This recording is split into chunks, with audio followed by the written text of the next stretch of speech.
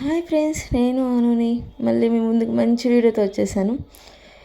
మైసూర్ బోండంతో ఈరోజు మైసూర్ బోండం చేస్తున్నా. ఇది మా హస్బెండ్కి చాలా ఇష్టము, తన కోసం చేస్తున్నా. ఎలా చేస్తున్నానంటే నో బేకింగ్ సోడా. ఒకసారి రెసిపీ చూసేయండి. ఫస్ట్ ఆయిల్ వేసుకొని ఆయిల్ హీట్ చేసుకోవాలి.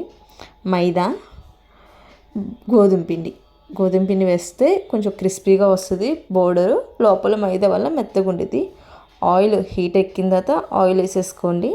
ఇలా వేసుకోవడం వల్ల మనకి కొంచెం క్రిస్పీగా వస్తాయి, కొంచెం స్మూత్గా ఉంటాయి, చాలా బాగుంటుంది ఆయిల్ వేసుకోవడం వల్ల. మీరు మైదా స్కిప్ చేయాలనుకుంటే సేమ్ ప్రాసెస్లో గోధుమ పిండి అండ్ బియ్యం పిండితో కూడా చేయొచ్చు.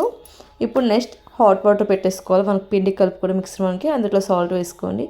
పుల్లటి పెరుగు, 3 days బిఫోర్ పెరుగు. ఇది పుల్లగా ఉంటేనే మనకి బేకింగ్ సోడా వేయకుండా ఫిగ్మెంటేషన్ బాగా అయ్యి బజ్జీలు బాగా వస్తాయి.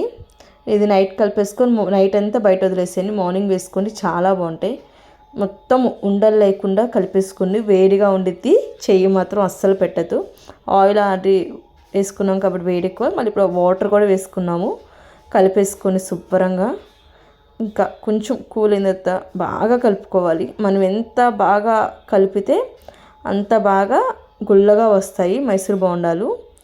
ఇప్పుడు మన మించిన ఉండలుగా ఉంటాయి కదా, ఆ ఉండలు కూడా మొత్తము స్మాష్ చేసేసుకోండి నీట్గా, అసలు ఏమీ లేకుండా స్మాష్ చేసుకొని. ఇప్పుడు కొంచెం ఇంకా వాటర్ పడతాయి, మళ్ళీ కొంచెం వాటర్ వేసుకొని కలుపుకోండి. మనకి ఎలా ఉండాలంటే బోండా వేస్తున్నప్పుడు చేతికి ఇలాగా అదిగోండి అలా రావాలి. అలా వస్తున్నాయంటే ఇంక మనకి పిండి కరెక్ట్గా ఫిట్మేషన్లో ఉన్నట్టు అర్థం. ఇప్పుడు మూత పెట్టేసుకొని ఇది ఓవర్ నైట్ పక్కన పెట్టేసుకోండి. నెక్స్ట్ డే మార్నింగ్ చూసారా ఎలా అయిందో, మొత్తం చూసారా ఎంత బాగా అయిందో. మనకి బేకింగ్ సోడా వేసే పనే ఉండదు. సాల్ట్ కూడా మనం ముందే వేసేసుకున్నాం కాబట్టి అసలు ఎటువంటి యూజ్ ఉండదు. ఇప్పుడు మనము జీలకర్ర వేసేసుకోండి. జీలకర్ర వేసుకొని కలిపేసుకోండి. నేను ఉప్పు తగ్గింది, ఈ టైంలో ఉప్పు చూసుకోండి. ఉప్పు తగ్గితే ఉప్పు వేసుకోండి. నాకు తగ్గింది, నేను ఉప్పు వేసుకున్నాను. ఉప్పు తగ్గిన తర్వాత వేసేసుకున్న తర్వాత ఆయిల్ హీట్ మనకి మరుగుతుండాలి, చెయ్యి పెడితే చూసుకోవాలి. ఇదిగోండి, షేప్ గురించి అయితే కామెంట్ చేయబక్కని, నాకు షేప్ అయితే రాదు వేయడము. నేను బోండా టేస్ట్ ఎలా ఉంది మాత్రమే చూడండి. టేస్ట్ మాత్రం సూపర్ ఉండిద్ది. బయట క్రిస్పీగా లోపల స్మూత్గా బాగుండిద్ది. ఇది మా మమ్మీ అలాగే చేసేది. మా మమ్మీ కంటే సీనియర్ కాబట్టి షేప్ వస్తుంది, మాకేం వస్తుందండి చెప్పండి మీరు.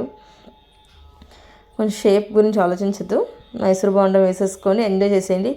ఆయిల్ ఫుడ్ అని కామెంట్ చేయవద్దు. మంత్లీ ఒకసారి పర్వాలేదు, మనం ఆయిల్ ఫుడ్ తిన్నా చెయ్యాలి డైట్, అలా అని మొత్తము ఆపేయకూడదు. అది చూసారా వాటంతా వాటే పైకి ఎలా లెగుస్తున్నాయో, ఎలా పొంగినాయో. నో బేకింగ్ సోడా వేస్తే అనొచ్చు, బేకింగ్ సోడా వేస్తే ఇంకా బాగుంటాయి అని. బేకింగ్ సోడా మాకు ఇష్టం ఉండదు కాబట్టి బేకింగ్ సోడా వేసుకోము. బేకింగ్ సోడా వేస్తే ఇంకా బాగా పొంగుతాయి అండ్ ఇంకా గుల్లగా వస్తాయి కూడా అంటారు. మాకు ఇష్టం ఉండదు అంతే. ఇప్పుడు వేగిన తర్వాత పక్కన పెట్టుకుని నేను ఇంకో టిప్ చెప్తాను. చెయ్యి తడుపుకొని వెయ్యండి, రౌండ్ కొంచెం వస్తాయి. అండ్ సిమ్లోనే పెట్టుకోండి. హై ఫ్లేమ్లో పెడితే ఈజీగా పైన వేగిపోయిద్ది, లోపల మాడిపోయిద్ది. ఇదిగోండి రెడీ అయిపోయినాయి ఒక వాయ. మొత్తం కలుపుకున్న తర్వాత తీసుకొని పక్కన పెట్టేసుకోండి. వేడి వేడి మైసూర్ బోండం రెడీ. దీనికి నేను మంచి కాంబినేషన్గా పల్లీ చట్నీ చేశాను అండ్ అల్లం చట్నీ విత్ కారపొడి. మంచి కాంబినేషన్ కదా.